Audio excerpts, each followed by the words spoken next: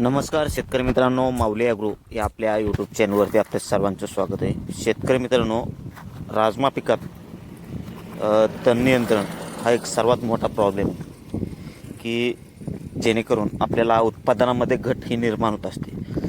तशाच पद्धतीने ह्या शेतकऱ्यांनी देखील एक अत्यंत मोठी चूक केली आणि जेणेकरून की त्याला उत्पादनामध्ये भरपूर प्रमाणामध्ये नुकसान हे सोसावं लागणार आहे. त्यामुळे उत्पादनामध्ये 20 ते 30% आपल्याला नुकसान कमतरता उत्पादनात दिसून येते. तण वाढल्यामुळं अन्नद्रव्य, पाणी आणि खत पिकाचं हिसकावून घेण्याचं काम हे तण करत असतं. झाडाची वाढ थांबते, उत्पादन घटतं, कीड आणि रोगाचा प्रादुर्भाव हा जास्त प्रमाणात आपल्याला दिसायला सुरुवात होते. तर तण नियंत्रण आपण कधी केलं पाहिजे? तर पहिलं तण नियंत्रण पेरणीच्या 2 ते दिवसाच्या आत आपण पहिलं तण नियंत्रण केलं पाहिजे.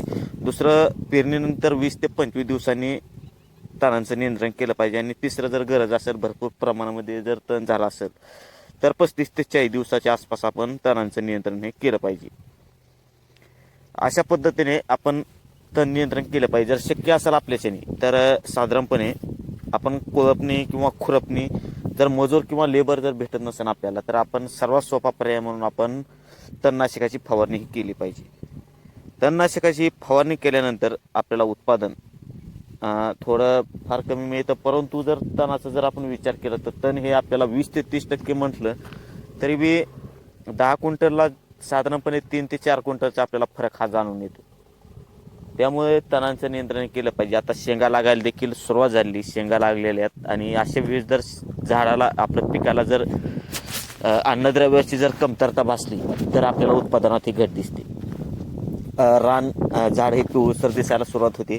त्यानंतर आणखी बरेच कारण आहेत. झाडांची वाढ खुंटते, वाढ खुंटल्यानंतर आपल्याला शेंगा हे कमी लागतात आणि त्यानंतर आपल्याला उत्पादन हे कमी निघतं. जो आता आपण प्लॉट बघत असाल यामध्ये हरा, पुन्हा दुसरे आणखी 2 जे तण आहेत, पीक कमी आणि जास्त प्रमाणामध्ये तण हे दिसायला सुरुवात झाली. तर अशा वेळेस बरेच शेतकरी चुका करतात आणि जेणेकरून म्हणतात की राजमा हे पीक परवडत नाही.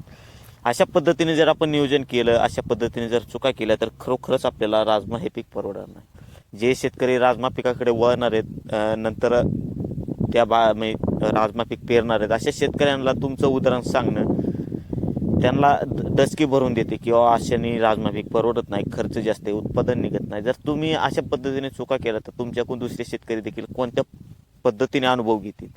त्यामुळे राजमा पीक आपल्याला उत्पादन हे साधारणपणे 8 ते 9 क्विंटलच्या आसपास जर एकरी पाहिजे असेल तर त्याला नियोजन देखील आपण तशा पद्धतीने केलं पाहिजे.